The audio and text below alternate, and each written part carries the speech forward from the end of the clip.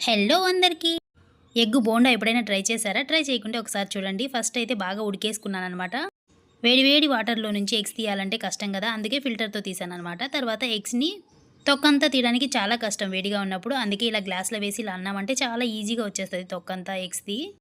తర్వాత మనకి నచ్చిన షేప్‌లో కట్ చేసుకోవచ్చండి. నేనైతే 4 కట్ చేశాను. అలాగే 2 కట్ చేశాను. ఇంట్లో ఒక్కసారి ట్రై చేయండి. టేస్ట్ అయితే అద్భుతంగా ఉంటది. పిల్లలైతే ఎంత ఇష్టంగా తింటారో.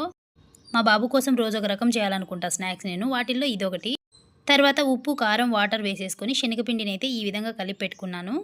మరీ పలచగా కాకుండా ఓ మాదిరిగా కలుపుకోండి. బాగా ఎగ్గుకు పడుతుందనమాట. ఆయిల్ బాగా వేడెక్కిన తర్వాత ఈ విధంగా ఒక్కొక్క ఎగ్గును తీసుకొని బాగా ఫుల్లుగా ముంచేసి ఈ విధంగా ఆయిల్‌లో వేసేసుకొని లో ఫ్లేమ్‌లో కాంచేసుకోండి. కొంచెం గోల్డ్ కలర్ వస్తే సరిపోతుందండి. టేస్ట్ అయితే అద్భుతంగా ఉంటాయి. ఎవరైనా వచ్చినప్పుడు ఇలా పెట్టామంటే చాలా స్పెషల్‌గా ఉంటది. పిల్లలైతే ఒక్కటి కూడా మిగల్చకుండా అన్నీ తినేస్తారు. వీడియో నచ్చినట్లయితే తప్పకుండా సబ్స్క్రైబ్ చేయండి. Thank you. బాయ్.